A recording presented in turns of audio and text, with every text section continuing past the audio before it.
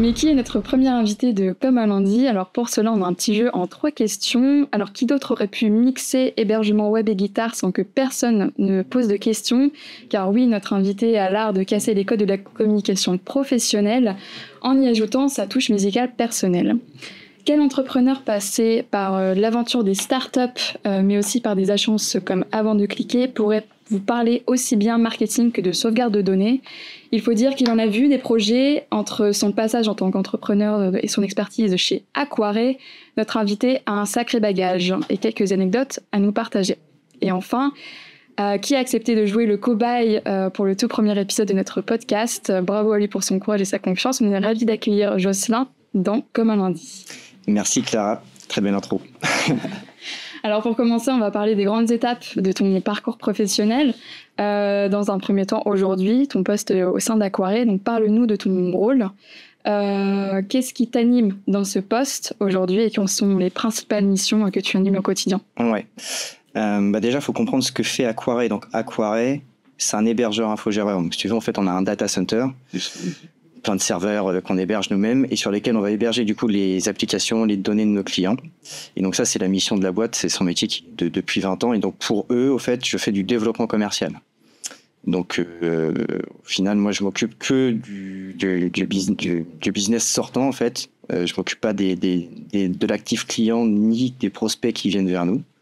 Et donc mon boulot, c'est de prospecter des boîtes toute la journée, de tout renseigner dans notre CRM, de prendre des rendez-vous et de présenter ce qu'on fait pour qu'au fait toutes les sociétés que je prospecte nous identifient correctement et le jour où ils ont un projet pour héberger un site web, une application, un intranet ou ce genre de choses, et bien qu'ils pensent à nous et que là je puisse faire un chiffrage et donc signer des contrats et participer à la croissance de la société. Donc ça, c'est ce que je fais en synthèse. Et puis les missions, en fait, c'est assez large parce que Aquarelle a beau avoir 20 ans, en fait, au commerce, on n'est que 2. Mmh. Donc, tu as Timothée, le directeur commercial, et moi, qui lui gère l'actif client, etc., et moi qui gère l'autre partie. Et donc, sur cette partie de développement commercial, il faut trouver des prospects. En fait, il faut les cibler. Déjà, il faut bien comprendre avec qui on peut bosser. Toi, nous, par exemple, c'est les ESN, les éditeurs de logiciels, les agences web comme vous. Savoir à qui tu t'adresses, en fait, pour savoir du coup comment mieux leur parler. Et en fait, le marketing, c'est un truc que je maîtrise pas encore parfaitement, tu vois. Parce que c'est de l'expérience, c'est de la donnée, c'est du test, en fait. Donc, trouver ces bonnes cibles et comprendre avec qui tu peux bosser, c'est pas ce qu'il y a de plus facile. Donc tu es obligé de prendre un peu large parfois, mais bon, voilà à peu près les 3 cibles sur lesquelles je travaille. Et en fait, ces gens-là, il faut que soit je prends un numéro de téléphone, un mail, ce genre de choses, mais tout doit être renseigné dans mon CRM parce qu'en fait, si j'automatise pas tout fait dans un seul et même logiciel, ça va être trop confus, je vais avoir des pertes de données, etc. Donc il y a une rigueur à avoir, si tu veux, dans l'usage quotidien de ton logiciel en tant que commercial. Et après, c'est appeler, envoyer des mails. Entretenir le lien, c'est ça. Voilà. Inviter des gens sur LinkedIn et puis voilà, comme je te l'ai dit, caler des rendez-vous puis jusqu'à faire les chiffrages et puis signer des clients. Donc, mais la grosse, je te fais la synthèse, mais la grosse partie, je dirais, ce qui est le plus long, le plus chronophage, le plus dur, c'est qualifier, prospecter, prendre le rendez-vous. Ça, c'est ce sur quoi je suis spécialisé et ce qui est il faut beaucoup de rigueur, ça prend du temps. Ça, le numéro 1, obtenir un rendez-vous. Avant ça, donc, tu étais chez Avant de cliquer. Peux-tu nous partager un moment marquant ou une leçon justement tirée de cette expérience? Comment cette étape elle a enrichi ta vision du numérique et du marketing? Ok. En fait, Avant de cliquer, ça a plus enrichi ma vision du business plutôt que du marketing en lui-même. Parce qu'au fait, Avant de cliquer, c'est un logiciel qui sensibilise les utilisateurs d'une entreprise, donc les salariés d'une entreprise, au risque de cyberattaque. Okay. Donc par exemple, on va t'envoyer un faux mail, un mail de phishing, d'hameçonnage, et si tu cliques dessus, eh bien, on va le comptabiliser, et puis on va pouvoir te donner un apprentissage qui va te permettre d'être meilleur, tu vois. Donc ça, c'est le produit, la niche de marché, et ce que j'ai appris chez eux, et ce qui m'a mis une grosse claque, tu vois, c'est de la manière dont l'entreprise était structurée. Donc on est dans la tech, cybersécurité, et en fait c'est un énorme open space, enfin, du moins quand j'y étais. Et donc tu avais un pôle de téléprospection, donc tu avais quasiment 10 personnes à l'époque qui passaient des coups de fil, qui prenaient des rendez-vous pour le pôle commercial dans lequel j'étais. Mon boulot, c'était de faire le rendez-vous, présenter la solution, récolter des informations et suivre la personne jusqu'à la signature, tu vois. Et en fait, après, tu as un troisième pôle dans ce même open space, donc tout est séparé, tu vois, avec du coup les customer success. Donc ça, c'était un peu des rôles que je connaissais pas. Donc c'est des gens qui vont s'occuper des clients une fois que le deal il est signé pour faire la mise en place de la solution, l'onboarding des utilisateurs, etc. Et si tu veux, cette structuration d'entreprise, je l'avais jamais vue. Ok. Alors pourquoi justement? Parce que justement une fois que c'est signé, on laisse entre guillemets à l'abandon le client, alors qu'on sait très bien que justement il faut garder un client, ça coûte plus cher d'aller chercher du client que de le fidéliser entre guillemets. Ouais, c'est un peu le rôle du customer success en effet. Mais le voir structuré de cette manière, si tu veux, c'était la première fois, tu vois. Et donc ça fonctionne très bien. Sur certains points, ça fonctionne moins bien sur certains points, mais ce que j'ai pris de cette expérience, c'est comment ils avaient structuré l'entreprise en fait. Parce que aujourd'hui chez Aquaré par exemple, je suis quand même moins efficace à faire trouver des prospects, prendre les rendez-vous, défendre la chose, signer le deal et ensuite participer à l'onboarding client, tu vois, parce que c'est important de le faire, faut le suivre, tu vois. Et donc en fait cette structuration d'entreprise m'a vraiment marqué, parce que je pense que c'est un modèle qui fonctionne très très bien et qu'il y a beaucoup d'entreprises qui peuvent s'en inspirer et faire des ajustements, parce qu'en fait le problème de ce genre de structure, c'est que tout est segmenté. Du coup, tu deviens très spécialisé dans ce que tu fais, ce qui plaît pas mal de gens, et donc tu as du turnover en fait. Et donc ensuite, quand tu as une société ce que j'ai vécu aussi chez Avant de cliquer, je remercie d'ailleurs les patrons parce qu'on en parlera après, mais ils m'ont quand même sorti de mon problème lorsque ma boîte a fermé, tu vois, et donc ils m'ont embauché avec un de mes salariés, et donc ils m'ont un peu sauvé la vie, tu vois, sur le moment. Mais ce que j'ai vraiment apprécié, c'est vivre la croissance. Quand tu es dans une boîte et que tu vois que tu as des deals qui tombent, des rendez-vous qui tombent, et que tu as des embauches, et que tu fais des salons de fou. En fait, il y a tout un dynamisme qui se crée autour de ça, et justement, tu sais pourquoi tu te lèves le matin, et tu sais ce que tu as accompli, et c'est le ensemble. Exact. Donc je passais juste 9 mois là-bas, mais c'était intense, tu vois, c'était cool. Top. Et donc encore avant ça, tu as eu une aventure entrepreneuriale. Donc quels étaient tes principaux défis que tu as rencontrés justement pendant ces années et où tu étais à la tête de ton propre projet, et donc qu'est-ce que tu as retenu de cette expérience et en quoi elle t'a influencé aujourd'hui? Alors, déjà c'était une grosse expérience parce que ça a duré 5 ans. Donc en fait 5 ans, t'as le temps de voir énormément de choses. Je resitue encore le contexte sur chaque boîte. Donc House Division, donc c'était le nom de la société que j'ai cofondée du coup avec Nathan Suarez et Félix Mitrovic. Ce qu'il faut comprendre, c'est que moi après mes études, en fait, donc je fais des études dans le commerce en alternance. J'arrive jusqu'à la licence et je me dis que je vais peut-être faire une pause ou je vais faire un master entrepreneuriat, et au final le destin fait que je pars au Brésil, en Angleterre. En Angleterre, je rencontre un Brésilien qui me dit viens, on va en Hollande. En Hollande, je rencontre un Allemand, et donc au fait on se dit venez en Normandie. Moi j'ai du réseau professionnel en Normandie, et en fait avec ces deux personnes on a créé House Division, qui de base était censé être une super start-up qui allait faire des millions et tout déchirer. Bien sûr, c'est pas ce qui s'est passé. Mais le projet de base, au fait, si tu veux, c'était lancer un produit innovant. Et Nathan avait trouvé un CRM open source. Donc, et moi, je suis passionné par les CRM. Tu vois, les outils pour aider les commerciaux, c'est ma passion. Donc, le produit matchait bien avec nous. Ouais. Okay. Et l'idée, c'était de faire une innovation d'usage. Donc, on était en 2017 et on se dit, ouais, qu'est-ce qu'on pourrait faire, etc. Et on a voulu intégrer du coup de la reconnaissance vocale et de l'intelligence artificielle dans le logiciel à l'époque. Donc, en fait, tu pouvais naviguer dans ton CRM via la reconnaissance vocale et lui dire, bon, mais crée-moi un client dans le CRM, fais-moi un devis à tel prix pour tes clients. Bref, au final, les commandes que tu fais manuellement, l'idée c'était de les faire avec la reconnaissance vocale, parce qu'on pensait que ça allait plus vite, ça allait automatiser, gagner du temps pour passer sur d'autres tâches. Voilà, donc c'est un des éléments, mais tu vois, c'était un petit peu le créneau qu'on s'était donné. Et puis ça a beaucoup plu quand on est arrivé en France. T'avais Jocelyn français, Nathan brésilien, Félix allemand. Si tu veux, il y avait un petit mix qui plaisait bien. Une culture, etc., voilà, qui était mélangée.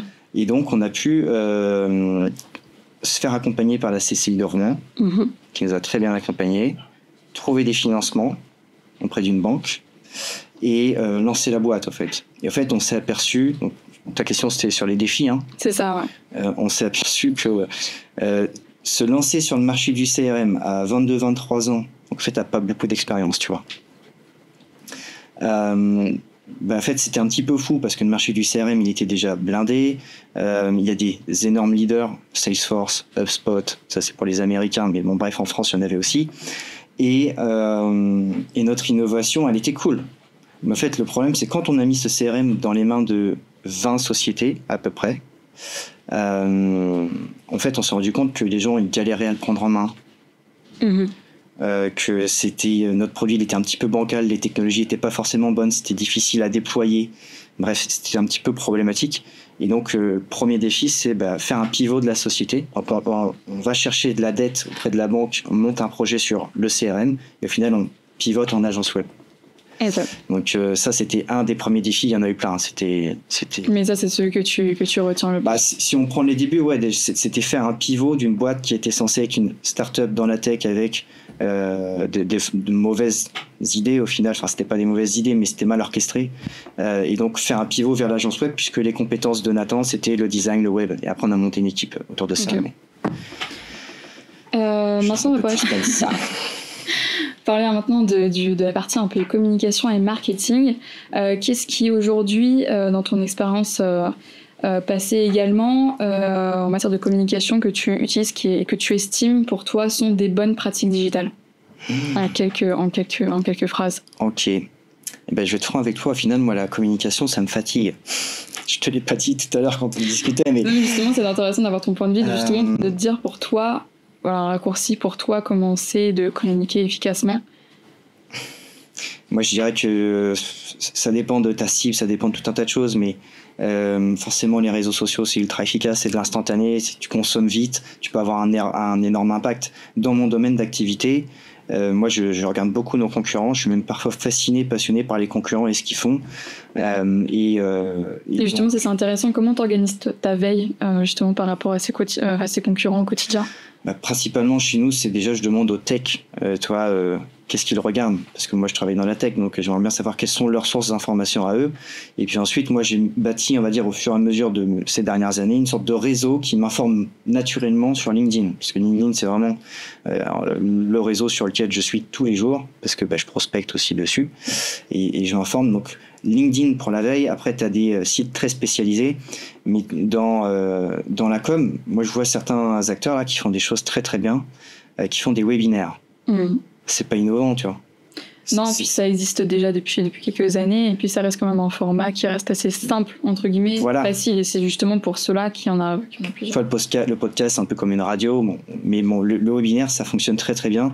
Donc en fait, c'est des bons techs qui ont une image de tech dans cet environnement-là, donc si tu veux, ça matche bien. Les sujets qu'ils abordent sont bons. Quand ils font des webinaires, c'est carré, ils sont à l'heure. Enfin bref, si tu veux, le package fait que il y a rien d'innovant, mais comme ils le font bien, là j'ai reçu un mail ce matin, il m'a invité à un nouveau webinaire. C'est un concurrent, hein, tu vois. Et en fait, tu vois, je vois que c'est limité à donc c'est Beerstech, l'entreprise en question. On aime bien ce qu'ils font, c'est du moins, c'est une belle boîte, et donc il limite le webinaire à 200 personnes. Donc quand tu limites déjà ton webinaire à 200 personnes, je dis que c'est positif, tu vois. Okay. Tu as du monde qui vient te voir, et l'impact, il est pas mal. Donc je trouve que c'est une bonne pratique. Après, il y a plein d'autres choses. Bien sûr. Je te laisse tranquille. On va parler de demain. Donc, tu es aujourd'hui chez Aquaré, je le rappelle.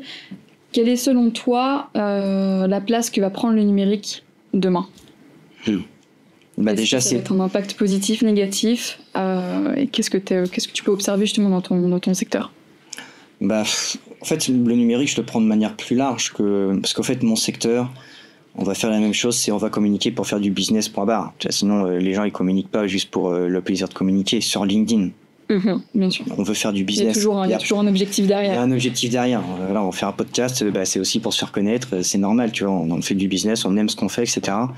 Mais de manière plus large, l'avenir du numérique, moi, je trouve, au fait, si tu veux, avec à l'heure actuelle, là, moi, je trouve le climat, il est tendu. Personnellement, moi, les réseaux, bon, je trouve ça quand même un peu violent, si tu veux. C'est pour ça que j'essaie de... LinkedIn, j'y suis. Il y a beaucoup de conneries, c'est clair, tu vois. Et les réseaux Insta, Facebook, en fait, je participe pas. C'est-à-dire, je consomme, mais je participe pas. Je publie rien, ce genre de truc, parce que ça me fatigue. Et en réalité, en fait, je sais pas quel est ton feed sur les réseaux. T'as des trucs qui vont être positifs, mais t'as des trucs violents, tu vois. T'as des trucs qui t'as pas tous les jours. Moi, j'aime les gens et je leur souhaite du bien, tu vois. Et donc, il y a quand même des choses qui tous les jours me... Et tu le choisis pas, en fait, tu le subis, entre guillemets. Ça, tout dépend des personnes que tu On le subit de par l'algorithme, mais au final, on entraîne l'algorithme. Donc, je le choisis pas, mais si tu veux, c'est un peu touchy comme sujet. Par exemple, un sujet qui nous concerne, Evie et moi et d'autres gens, pour Sea Shepherd, Paul Watson. Putain, je veux dire, t'as des escrocs qui font des conneries tous les jours et qui vont jamais en tôle, tu vois. C'est ça. Le mec, Paul Watson, en mon sens, il fait des choses utiles. Et qui les met en avant, mais justement ça me plaît pas. On emprisonne des gens comme ça, tu vois. Et en fait, du coup, les réseaux, en plus, je trouve ça minimise un petit peu la capacité de réflexion des gens parce que le contenu est tellement court qu'on en devient un petit peu con, un petit peu abruti. Je m'excuse de dire ça, tu vois, c'est un peu direct, mais je trouve que les gens sont réacs, ils réfléchissent pas, ça va très vite, on en arrive à des trucs comme ça. Et donc, en fait, si tu veux, tous les jours, quand j'écoute France Inter, je regarde Instagram, je regarde LinkedIn, j'ai des bonnes nouvelles, tu vois, mais j'ai des choses anxiogènes. En fait, j'essaie de prendre un petit peu de recul sur la communication et je trouve que j'imagine qu'il y a de plus en plus de gens aussi qui se retrouvent dans des situations où tu préfères aller boire une bière avec quelqu'un, rencontrer les gens en physique, redécouvrir les choses un petit peu. C'est ça, il y en a qui passent, c'est ça, il y a une deuxième vie qui se fait sur le téléphone. Il y en a qui, pour eux, c'est leur première vie, le monde du digital. Et justement de ça, oui, il y a des gens qui oublient que derrière, il y a des humains aussi et qu'on peut sortir. Et il y a aussi le côté anxiogène, aussi le fait qu'il y ait beaucoup d'informations, on est aujourd'hui bombardé de... T'as pas cet effet-là, toi ? Si, mais justement, le fait qu'on est bombardé d'informations et de justement comment aujourd'hui on peut arriver à gérer cela, mais tout en nous aussi en y contribuant. Moi, sur Instagram, maintenant, par exemple, parce que en fait, je suis pas sur TikTok, j'utilise Instagram, j'utilise Facebook. Je regarde le fil et il y a des images qui me font peur. En fait, ces images, c'est de l'IA. C'est des animaux qui se transforment, des trucs. Toi, qu'ils arrivent à faire des choses ultra réalistes. Ouais, je vois de quoi tu parles. Des trucs ultra grands par rapport aux humains. Et en fait, je trouve que j'ai pas envie de voir ça, si tu veux, quand dans mon quotidien, ça me stresse, tu vois.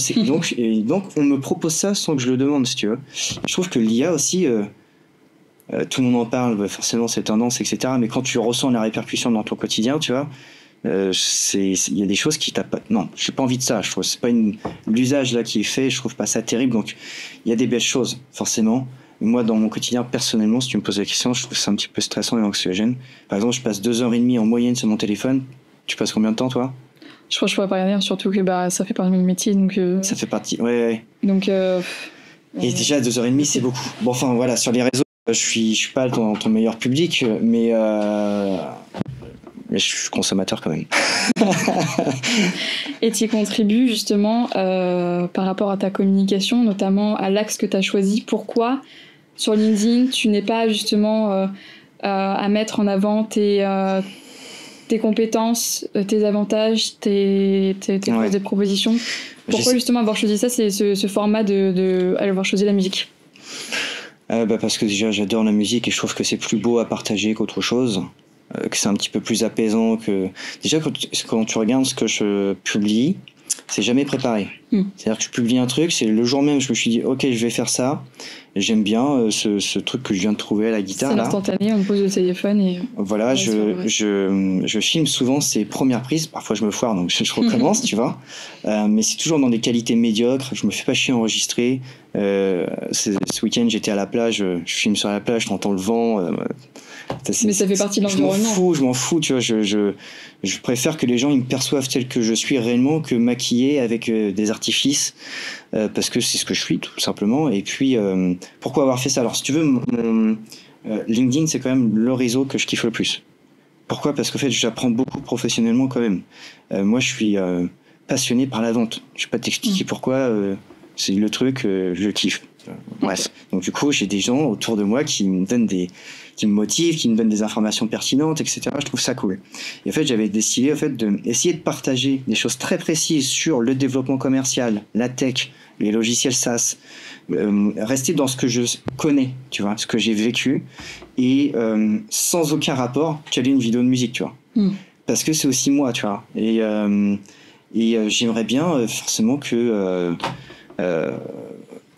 pouvoir trouver grâce à LinkedIn aussi des gens qui me ressemblent un peu, qui et réunir vont justement une communauté qui vont avec tes valeurs, avec ce que tu dégages, et parler autour de ça en fait. Oui, et ça va même plus loin que ça parce que je suis persuadé qu'en fait ce que je fais aujourd'hui, ça va m'aider par la suite pour trouver des gens avec qui je vais travailler par la suite, avec qui je vais peut-être m'associer, parce que mes associations passées étaient correctes, étaient bonnes, tu vois, c'était bien. Mais je pense que maintenant je ferai différemment, tu vois. Okay. Avec qui je vais m'associer, selon quels critères, etc. Et puis forcément, le côté musical, ça me permet d'avoir une accroche un peu différente aussi avec les gens. Puis j'adore la musique, point barre, tu vois. Je kiffe. C'est vraiment le truc. Je pourrais en faire tous les jours et on devrait me payer alors putain, pour faire de la musique, tu vois. Même si je joue pas très bien, mais tu vois, c'est un truc que je kiffe. Voilà. Parfait. En tout cas, terminer sur la musique et sur une de tes passions, c'est la meilleure façon de conclure, je pense. Merci en tout cas d'avoir été ce premier invité, d'avoir répondu à nos questions. Merci à toi, Clara. Et puis à bientôt. Puis à très vite.